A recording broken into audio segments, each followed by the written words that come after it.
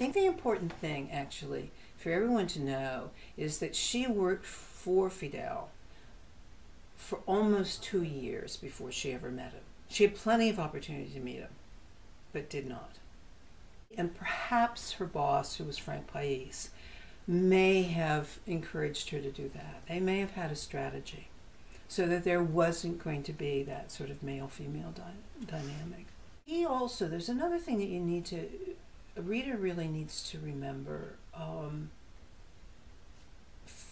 When Fidel came back to Cuba, all his close associates, his second command was killed, or they were captured, period.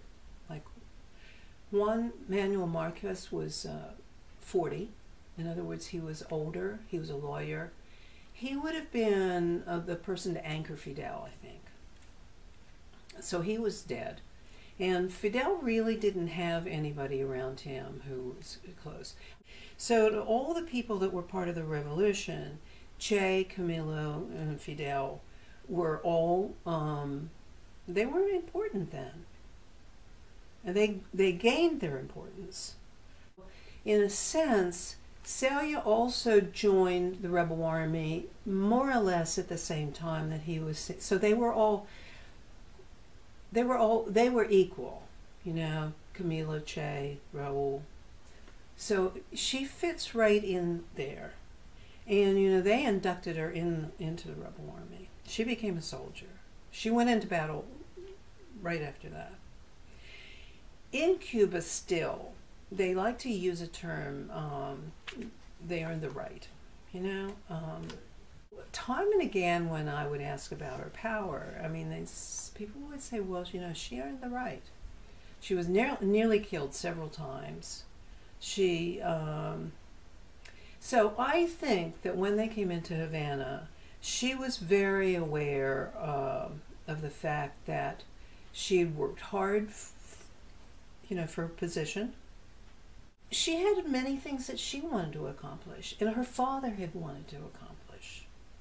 You know, turning things into a national park, just different things. She did not relinquish her power at all. And standing beside a man wearing a fur coat and smiling up at him, she was smart enough to know it was not the way to do it. So she certainly appeared on the podium, and he really liked to travel with her, and, you know, and he really did seek her advice. And after the war in Havana, when they were sort of all dispersed, they were all doing things that they didn't really know how to do particularly well in Havana. They didn't know the city.